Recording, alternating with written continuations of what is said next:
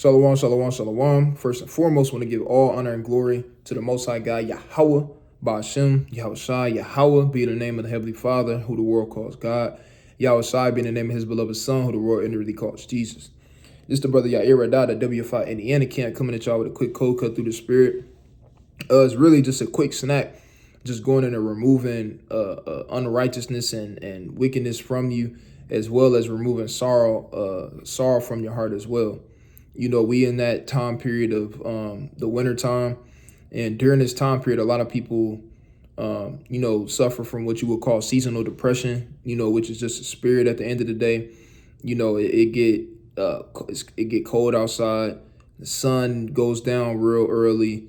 It's a lot of different things, a lot of stuff you can't do simply because of the weather, so on and so forth. It's a lot of wickedness that goes on during this time of the year with all these different holidays that they got and they pushing and they promoting a lot of different stuff. All right, so like I said, this is gonna be a quick snack, just a couple precepts going into removing those things from your heart. So we're gonna dive right into it. It's the book of Ecclesiastes, chapter 11 and verse 10.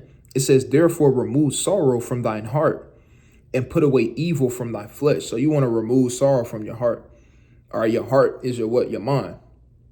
All right, so you don't want to dwell upon and to be sorrowful 24/7. That's unhealthy. That's what you would call unhealthy. It's not a good thing to dwell you got the weight of the world on your shoulders, and you just dwelling on sorrowfulness all day long. Nothing but sorrow and just lamentation. All in your mind all day long, all day long, all day long, all day, every day, 24/7, right? It is saying in the world, stress kills, so you want to be able to have a healthy balance, because at times, well, at the end of the day, we still in captivity. I'll put it like that. We still in captivity at the end of the day, so you're not going to be happy 24/7. Neither am I even telling you to, be happy 24/7 all day, every day. Even in the scriptures, matter of fact, we in Ecclesiastes already, so we can grab it real quick. This is the book of Ecclesiastes, chapter 7 and verse 3. It says, "Sorrow is better than laughter." It says, "For by the sadness of the countenance, the heart is made better." Now, what that's talking about is, I'll make it as plain as possible. What that's talking about is you'll have somebody that's in mirth, that party spirit all the time. Person that's in party mode all the time, they're not thinking about the things that they probably should. Those weighing options, those weighty matters. They not focused on that. Why? Because they in the party spirit, right? But somebody who's in, a morning state, or whatever the case may be, that mind frame of pondering, that mind frame of deep thinking, they in that, and those things will come across their mind. Why? Because they're not in a state of mirth and partying, right? This is just me speaking as a man, but generally when you in the midst of a party or mirth or whatever the case may be, you're not talking about, you feel me, a particular bill that you got to pay, or you're not thinking about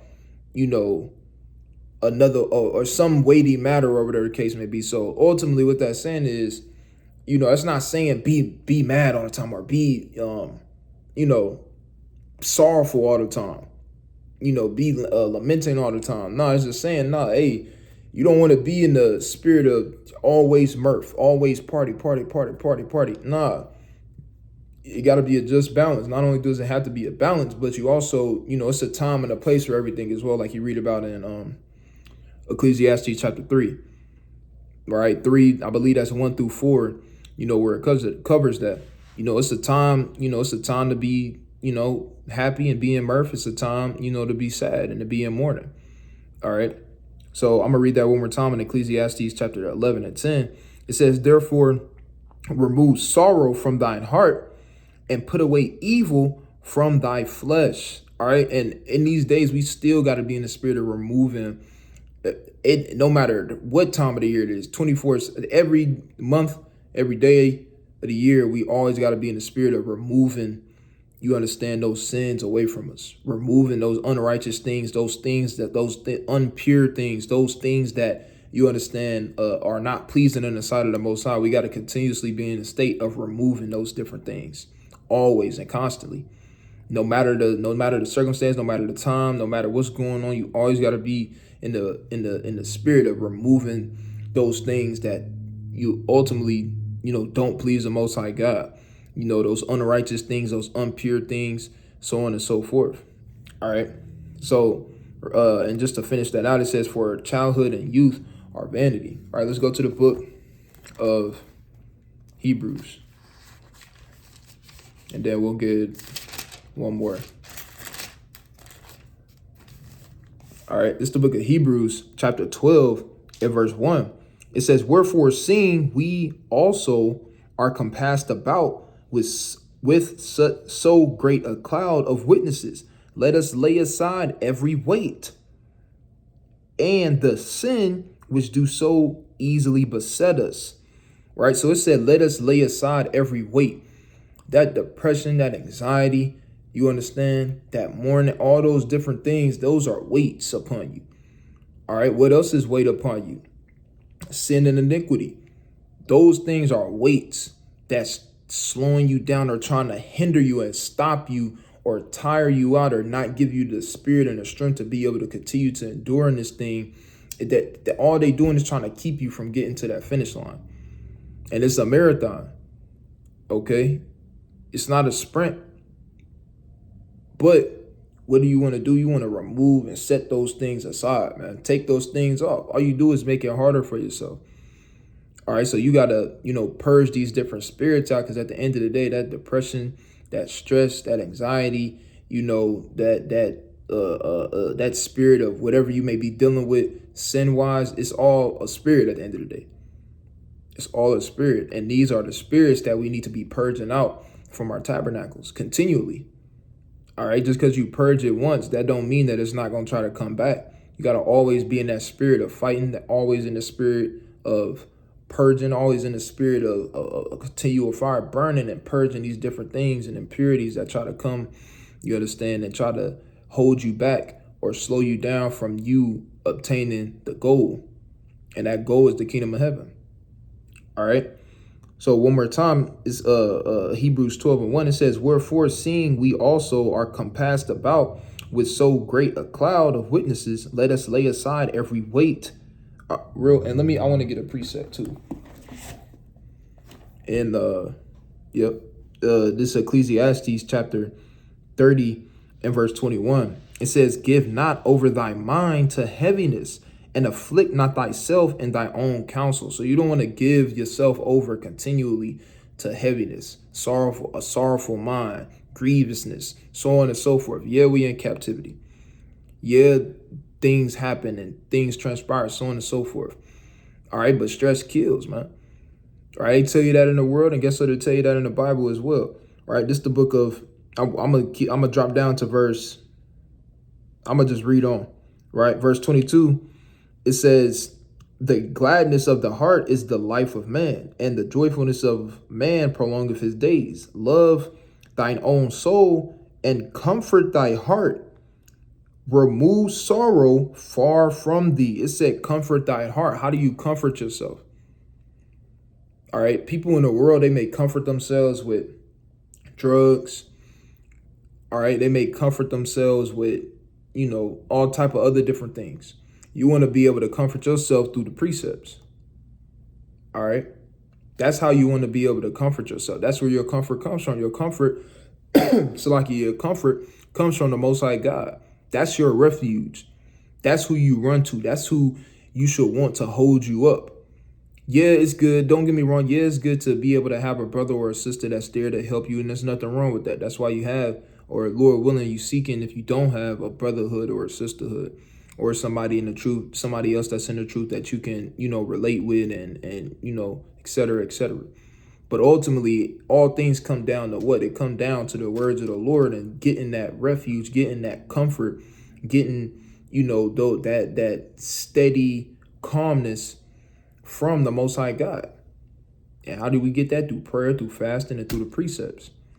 All right. It says, reading on, it says, remove sorrow from, so like, remove sorrow far from thee, for sorrow hath killed many, and there is no profit therein. It said, it's like, what do you get for what do you don't get anything for, just being drowned in sorrowfulness for a week straight.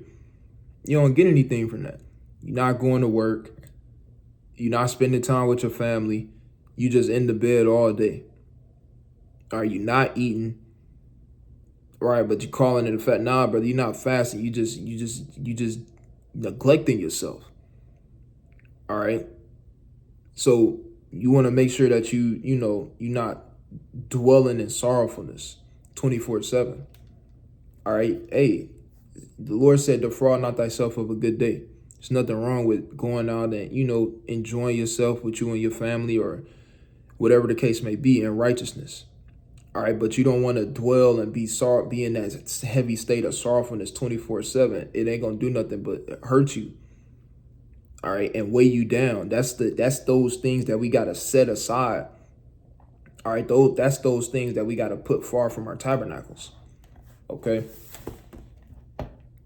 Reading that back in Hebrews chapter 12, reading on in verse 1, it says, let us lay aside every weight and the sin which doeth so easily beset us. All right, we got to lay away that sin as well. All right, which is also a spirit. Just got to lay that stuff aside. Whatever you falling short in, you got to make goals for yourself. Make attainable goals. All right.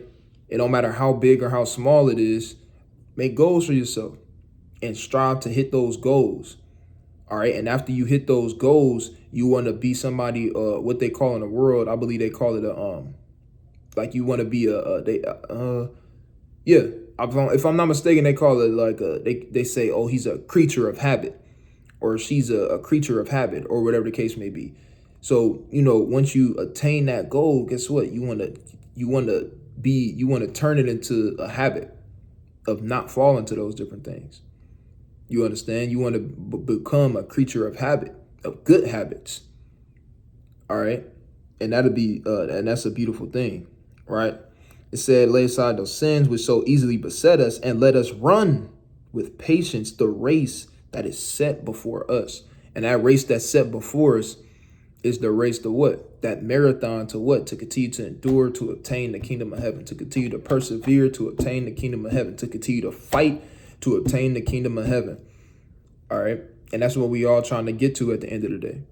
We all trying to, get the kingdom of heaven, be a light unto our people, and take as many people and inform as many people as we can about these laws, statutes, and commandments, about who we are in these last days, being God's chosen people, etc., etc. The list goes on. All right, so like I said, this is just a quick snack. Lord willing, brothers and sisters was edified through this, and Lord willing, brothers and sisters continue to endure. All right, even during this time of what they call seasonal depression, right, being the winter time, continue to increase above the wickedness that's being put upon the face of the earth with all these wicked holidays that's going on and coming up. Hey, you got to be able to rise above that. You got to be able to be stronger than those spirits, that's coming for you, or that's trying to drag you down and different things like that. And you are stronger than them. Why? Because first and foremost, you a son or a daughter of the Most High God, Yahweh. Secondly, you're an Israelite. The Yashur Allah, he Prince power, because we princes and princesses of the Most High God, which is our power. And that's who we get our power from.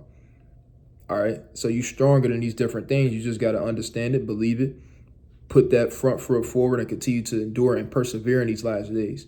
All right. So like I said, Lord willing, brothers and sisters, edified by this video, continue to endure. All right. Set aside those heavy weights and those burdens, that sin, that sorrowfulness, set it aside from you. All right. And continue to look right on in these last days. So with that, Kwam Yasha Allah, Shalom.